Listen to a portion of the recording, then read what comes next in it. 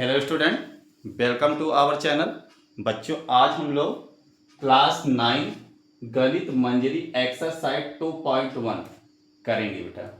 आइए हम लोग फर्स्ट क्वेश्चन करते हैं। फर्स्ट क्वेश्चन क्या कह रहा है?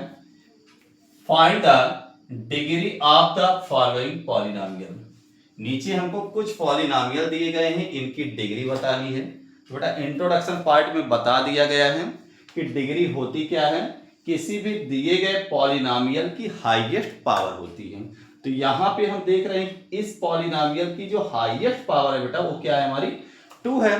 तो इस प्रकार से इस पॉलिनोमियल की डिग्री हमारी क्या हो जाएगी? 2 हो जाएगी। सेकंड क्वेश्चन पे चलते हैं। y की पावर क्यों प्लस 2y माइनस 1 है।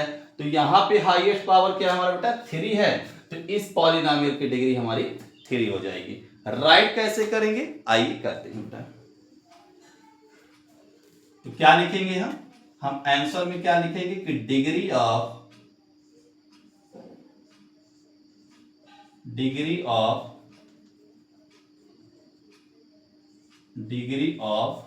पॉलिनोमियल।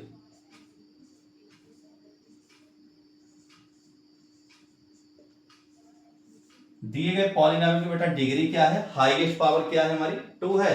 तो इस प्रकार से दिए गए पॉलिनोमियल की डिग्री हमारी क्या हो जाएगी बेटा? 2 हो जाएगी। यहां से हम क्या राइट करेंगे कि डिग्री ऑफ पॉलिनोमियल।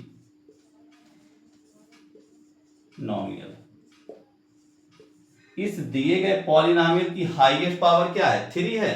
तो इस प्रकार से दिए गए पॉलिनोमियल की डिग्री क्या हो जाएगी बेटा? 3 हो जाएगी। आगे हम बढ़ते हैं। थर्ड पे -9 है। तो बिनो डैट हम जानते हैं कि 9 is the constant term. Constant term ऐसा टर्म होता है जिसमें हमारे वेरिएबल इन्वॉल्व नहीं होते हैं। तो किसी भी कांस्टेंट टर्म की जो डिग्री होती है बेटा वो क्या होती है? 0 होती है। तो आप लोग याद रखिएंगे कि डिग्री जो होती है कांस्टेंट टर्म की बेटा वो क्या होती है? हमारी 0 होती है। आगे बढ़ते हैं। यहां पे बेटा आगे हैं कि डिग्री ऑफ पॉलिनोमियल।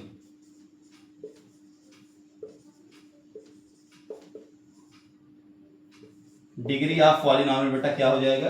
1 हो जाएगा। क्योंकि हम देख पा रहे हैं कि 4z-3 है। तो z की पावर क्या है हमारा? 1 है। तो इस प्रकार से इस पॉलिनोमियल की डिग्री बेटा क्या हो गई? 1 हो गई। आइए हम लोग क्वेश्चन नंबर 2 करते हैं। क्वेश्चन नंबर 2 क्या कह रहा है बेटा कि right polynomial of degree 1, 2 and 3। हमें ऐसे पॉलिनोमियल को राइट करने हैं जिसके डिग्री 1 हो, जिसके डिग्री 2 हो एंड 3 हो। तो आइए करते हैं।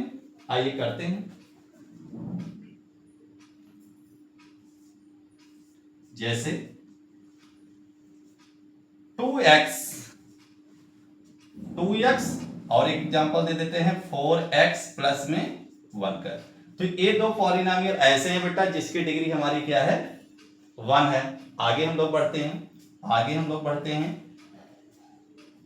3x² plus 4x। बेटा ये ऐसा पॉलिनोमियल है जिसकी डिग्री हमारी क्या है?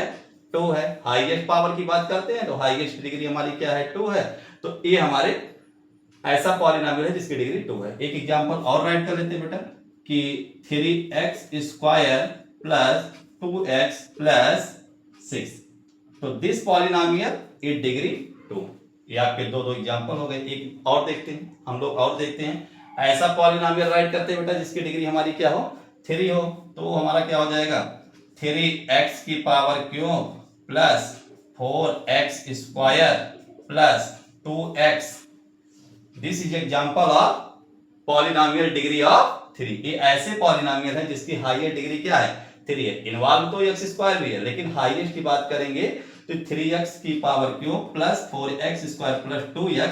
यह हमारा ऐसा पॉलिनोमियल है जिसकी डिग्री 3 है।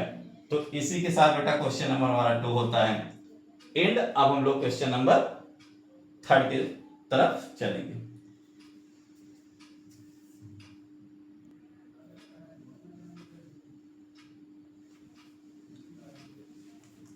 आइए बेटा हम लोग क्वेश्चन नंबर 3 करते हैं। क्वेश्चन नंबर 3 कह रहा है कि what are the coefficient of x² and x की power cube in the polynomial.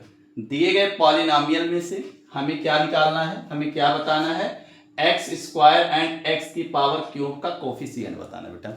Introduction part में हमने बता दिया है कि कोफिशिएंट क्या होता है। कोफिशिएंट होता है न्यूमेरिकल वैल्यू होती है, जैसे एक्स स्क्वायर की न्यूमेरिकल वैल्यू क्या है 6 है और एक्स की पावर क्यूब की न्यूमेरिकल वैल्यू क्या है बेटा 3 है।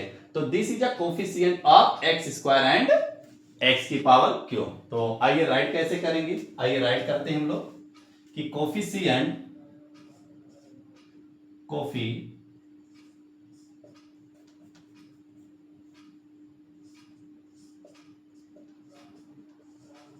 Coefficient of x square, x square का कोफिशिएंट क्या हो जाएगा बेटा, एक्स स्क्वायर का कोफिशिएंट क्या हो जाएगा, एक्स स्क्वायर का न्यूमेरिकल वैल्यू क्या है हमारी 6 है, तो this is a coefficient of x square. आगे हम लोग बढ़ते हैं बेटा, आगे हम लोग बढ़ते हैं कोफिशिएंट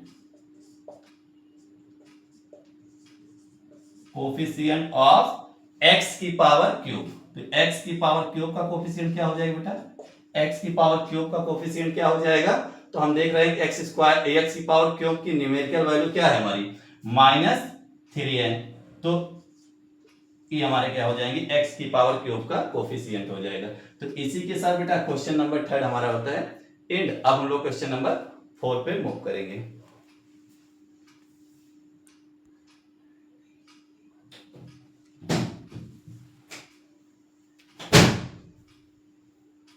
आइए बेटा हम लोग क्वेश्चन नंबर 4 करते हैं। क्वेश्चन नंबर 4 क्या कह रहा है कि what is the coefficient of Z in the polynomial. दिए गए पॉलिनोमियल पे हमसे क्या पूछा है कि कोफिशिएंट बताना है किसका, जेड का। तो बच्चों आइए आइए हम लोग करते हैं इस क्वेश्चन को। कोफिशिएंट ऑफ जेड, क्या यहाँ जेड टर्म दिख रहा है, नहीं दिख रहा है, तो इसे हम ऐसे राइट कर लें थोड़ा सा कि 4 जेड की power cube plus 5 Z square. अब क्यूब आया है, स्क्वायर आया है, अगला क्या हो जाएगा, नेक्स्ट क्या हो जाएगा हमारा बेटा 0 जेड हो जाएगा, 0 इंटू जेड हो जाएगा, -11 हो जाएगा।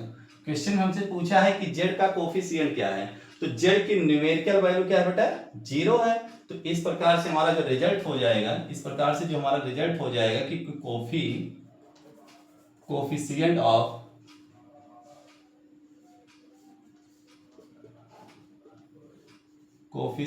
ऑफ जेड, जेड का बेटा जो कोफिशिएंट हो जाएगा वो क्या हो जाएगा, जेड की न्यूमेरिकल वैल्यू 0 है, तो कोफिशिएंट ऑफ जेड हमारा क्या हो जाएगा 0 हो जाएगा।